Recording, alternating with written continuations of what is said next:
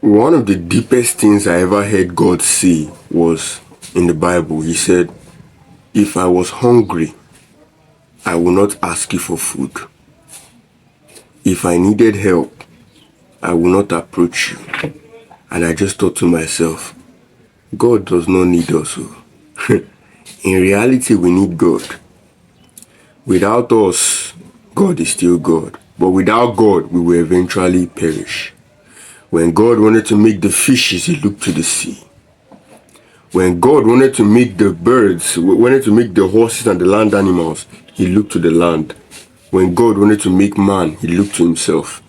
If you take a fish out of sea, the fish will die. If you put the fish on land, the fish will die.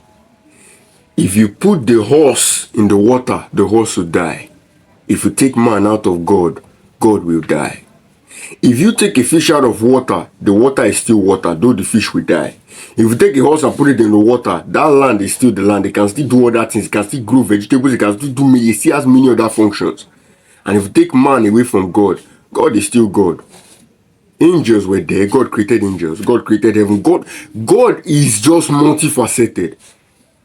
And you see, in the Gospels, when Jesus came and he saw the disciples there, I want to tell you this to tell you that God does not need you at all. Even when God blesses you, you still need him.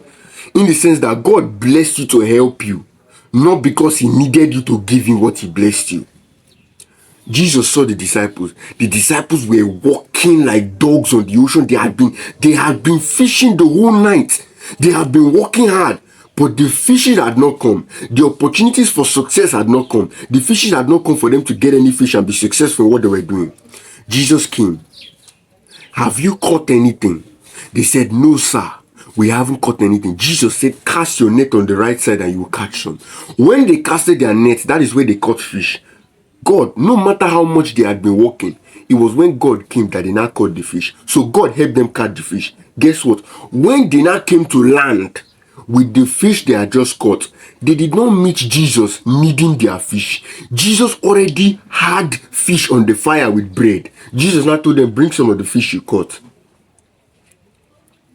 He already had fish, but he told them to bring his own. If the disciples would have said, we are not giving you our fish, he would have just looked at them and continued eating his fish there. Because he already had his own fish and bread there. The same thing. God, yes, wants you to worship him.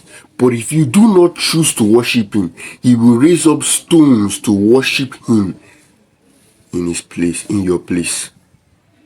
Humble yourself before the Almighty God. God said that as surely as I am the living God, all flesh shall bow before me. That statement is a very deep one. Because if you don't bow in this life, one day when you stand before him as the judge, you will bow.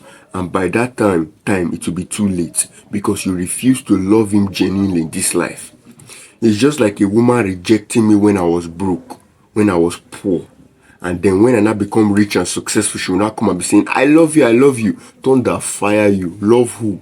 That's the same way. Now that is the time to accept God, you insult him. Now that it is not popular to accept God, you reject him. But when you now stand before God and you now see with your eyes that, oh, God is truly real. Oh, God exists. Oh my God. By that time, it will be too late.